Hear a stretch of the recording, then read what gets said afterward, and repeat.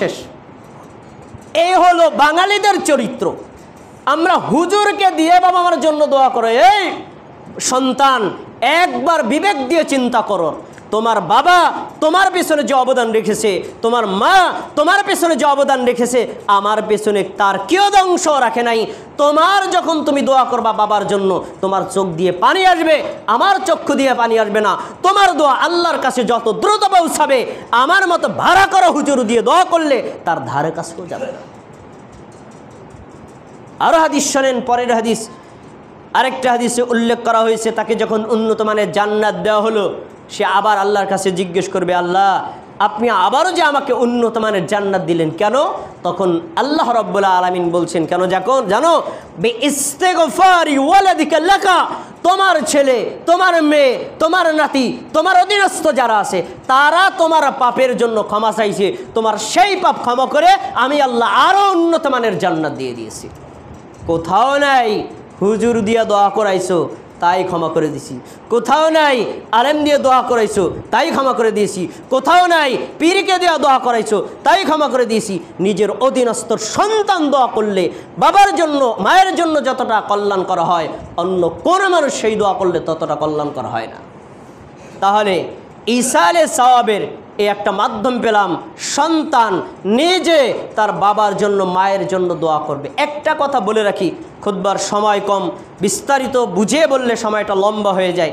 আমরা অনেকে মনে করি দোয়া মানে আরবি শব্দ, এটা ভুল। দোয়া হবে নিজের ভাষায়।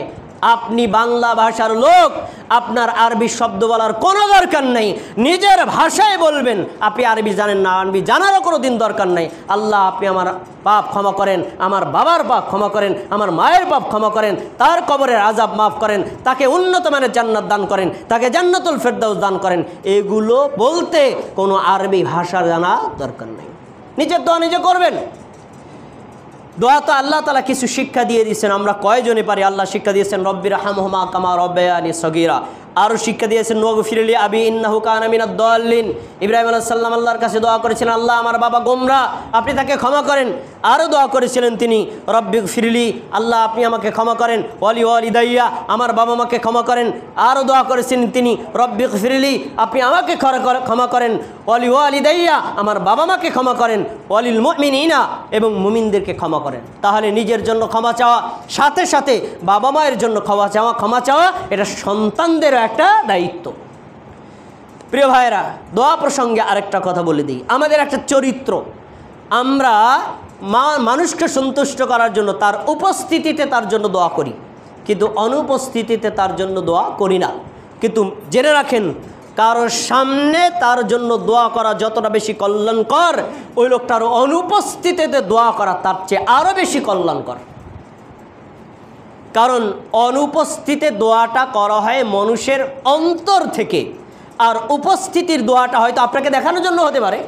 হাদিস দেখেন, আবু দারদা রাদিয়াল্লাহু আনহু বলেন, রাসূল সাল্লাল্লাহু আলাইহি ওয়াসাল্লাম বলেছেন, দাওয়াতুল মারইল মুসলিমি লিআখিহি বিজাহরিল গায়বি।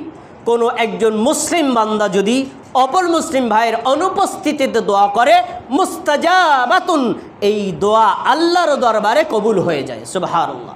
কিভাবে কবুল হয় তার ধরন তিনি বলেছেন, শোনো। যখনই সে দোয়া করে তার ভাইয়ের জন্য, বলেন আমি দোয়া করলাম, আল্লাহ আপনি আব্দুর রহমানের পাপ ক্ষমা করে দেন, তখন আমার পাশে আল্লাহর দায়িত্বশীল একজন ফেরেশতা থাকে। ফেরেশতা কি বলেন? আমিন। আল্লাহ শহীদুল ইসলাম আব্দুর রহমানের জন্য ক্ষমা চাইল, তুমি তাকে ক্ষমা করো, প্লাস মিসলি মা লাকা, তুমি তোমার ভাইয়ের জন্য যা চাইলা আল্লাহ তোমার জন্য তা কবুল করুক। সুবহানাল্লাহ। আমি আপনার জন্য যদি ক্ষমা চাই, ফেরেশতা বলবে তাকেও ক্ষমা করো, এরাও ক্ষমা করো। আমি আপনার জন্য যদি কল্যাণকর দোয়া করি, ফেরেশতা বলবে আল্লাহ তাকেও কল্যাণ দান করো, এরাও কল্যাণ দান করো। তাহলে আমার বাবা, আমার মা, আমার প্রতিবেশী, আত্মীয় স্বজন, আমার মুমিন মুসলিম ভাই যারা আছেন, তারা উপস্থিত থাকুক অথবা অনুপস্থিত থাকুক, জীবিত থাকুক অথবা মারা যাক, তাদের জন্য আমরা দোয়া করব। এটাই ইসলামের একটা শিক্ষা।